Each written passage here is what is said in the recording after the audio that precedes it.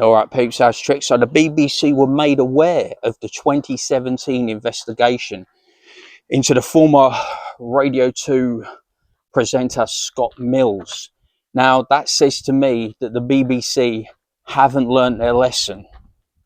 They continue not to learn their lesson because, of course, after that, there was the Hugh Edwards scandal, of which they were not exactly quick to remove him.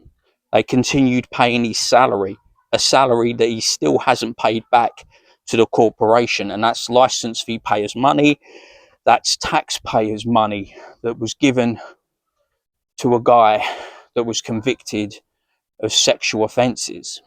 So, as I said, the BBC continue to be a corrupt organisation.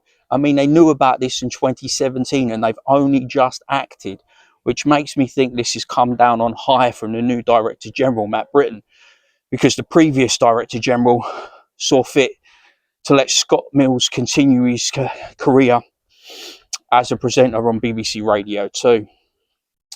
So, like I've said before many a time, when I've done these videos, the more things change, the more they stay the same. The BBC will always be this organisation that closes ranks around their own, and they do seem to have a problem with their higher earners, their big stars, and the way that they seem to get more preferential and special treatment than other people that work for the organisation. Remember Gary Lineker, how he was allowed to, BBC flout BBC's political impartiality rule, and many others did so as well, even though they worked for BBC News, which is, to me, is a cardinal sin.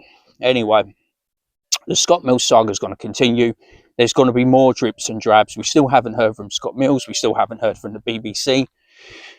It needs clearing up, but yeah, I'll keep you posted. Anyway, have a good one. Latest peeps. I'll talk to you soon. Bish bash bosh. Always a pleasure and never a chore.